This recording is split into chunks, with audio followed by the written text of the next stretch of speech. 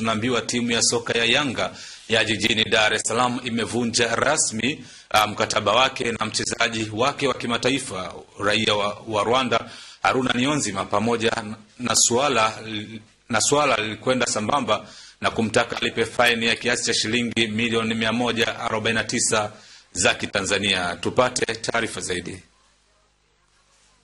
Akizungumza kuhusiana na kuvunjwa kwa mkataba huo, afisa habari wa klabu ya Yanga Jerry Mulo amesema kuwa kamati ya maadili ya klabu hiyo imefikia uamuzi huo baada ya mchezaji huyo kushindwa kufikisha barua utetezi aliyotakiwa kuwasilisha Disemba 23 mwaka huu.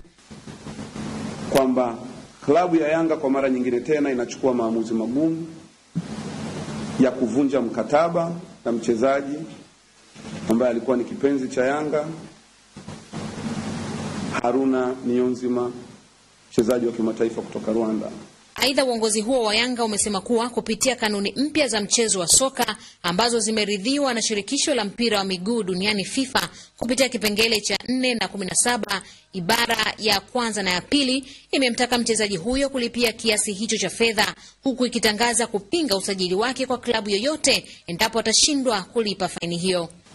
Ili kama kuna timu inayomhitaji, ni lazima kwanza ikubali kumsaidia kulipa kiasi cha dola 71,175 ili sisi kama Yanga turidhie mchezaji huyu kuendelea na kandarasi nyingine kwenye timu nyingine yoyote. Niyonzima, ambaye kwa misimu kadhaa tangu akiwa na klabu hiyo amekuwa kivutio kutokana na uwezo wake wa kusakata kandanda, ambapo sasa nyota huyo atakosekana ndani ya timu ya Yanga. Nkisa Mwepiana, Channel 10, Dar es Salaam.